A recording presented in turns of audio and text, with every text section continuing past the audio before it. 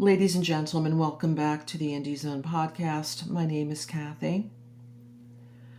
The court in the matter styled as Idaho versus Kohberger initially withheld from the public view the redacted state's motion in limine regarding the 911 call of November 13th, 2022, sealed it until he had an opportunity to review it.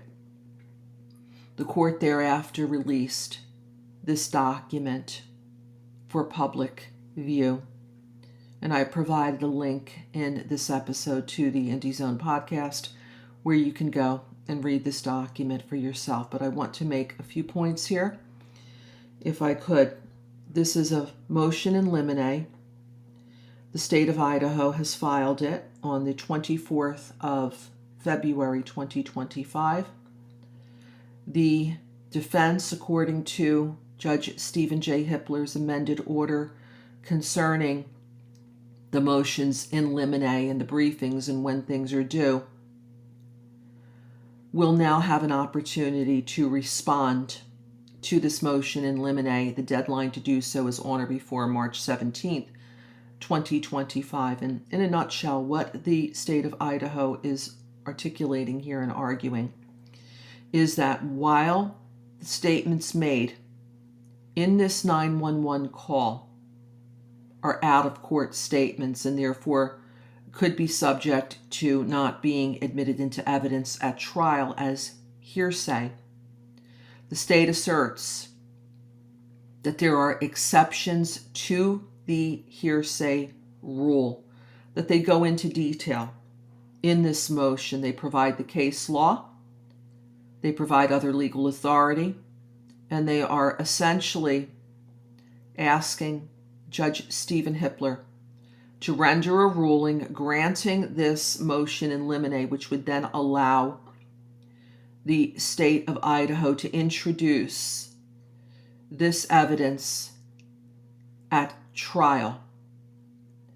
Now, one point that I wanted to bring to your attention here is that within this motion, the State of Idaho is advising the public in the conclusion that this 911 call to Whitcomb, WHITCOM, on November 13th, 2022, immediately followed the discovery of Xana Kernodle unresponsive at 1122 King Road.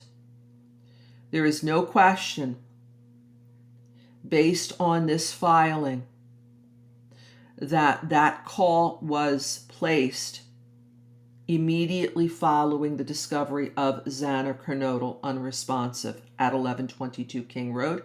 That is the conclusion section. You can find it at page 6 of this motion in limine. Now, there's been a lot of discourse regarding if the crimes happened as the state has alleged between 4 o'clock and 4:25 in the morning of November 13th, 2022. Why was it that this 911 call was not placed until many, many hours later? The public has been told that it was placed minutes before noon on the 13th of November. We do not have those details as of yet. Hopefully, those details will be released to the public, perhaps as soon as in the defense's response to this motion to compel, which is coming up due on March 17th. This is Kathy. Thank you for joining us here today.